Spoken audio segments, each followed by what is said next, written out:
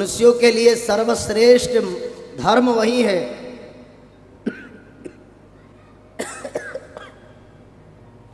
जिन धर्म से महाराज भगवान की भक्ति प्राप्त हो। तो क्या अभी भक्ति नहीं थी? विचार करिए, 5000 वर्ष भी यही प्रश्न था और आज भी यही प्रश्न है।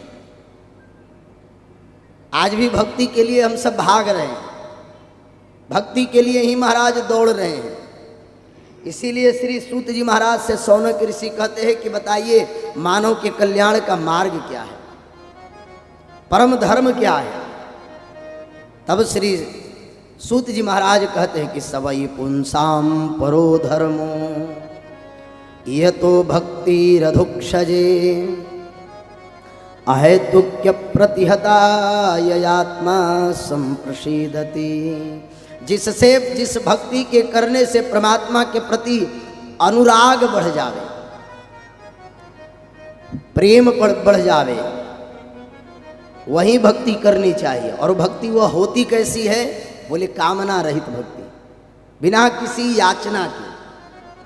हम भी मंदिर जाते हैं तो महाराज बिना किसी कामना के मंदिर भी नहीं जा पाते हैं, चाहे वह लोक इष्णा हो या फिर भगवत इष्णा हो।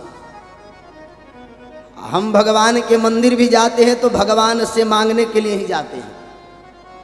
थोड़ी विपत्तियां आती है तो ठाकुर जी को हम डिस्टर्ब कर देते हैं। सूत जी महाराज कहते हैं कि वासुदेवे भगवती भक्ति योग प्रयोजितः। बोले महाराज ठीक है, आप बता रहे हो कि निहेतु की भक्ति करनी चाहिए, अहेतु की भक्ति करनी चाहिए, लेकिन प्रभु बताओ ये धंधा पानी भक्ति ये दान दक्षिणा कैसे चलेगा अगर हम भगवान से नहीं मांगेंगे तो? बोले एक बार करके तो देखो। नरसिंह मेहता महाराज बिना कामना के भक्ति करते हैं, उनका काम सब ठाकुर जी करते हैं।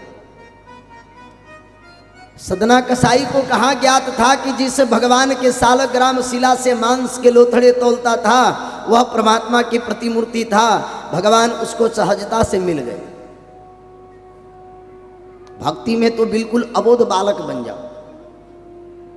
बालक जब रोने लगता है तो निष्ठुर से निष्ठुर व्यक्ति भी घर वाले उस बालक की तरफ दौड़ते हैं। छोटा बालक गिर जाए या कहीं अनायास रोने लगे तो उसके वात्सल्य से हम इतना पक जाते हैं कि महाराज अनायास ही उसके तरफ दौड़ पड़ते हैं। इसलिए भक्ति में बालक बन जाओ, ज्ञान में प्रबुद्ध बनो।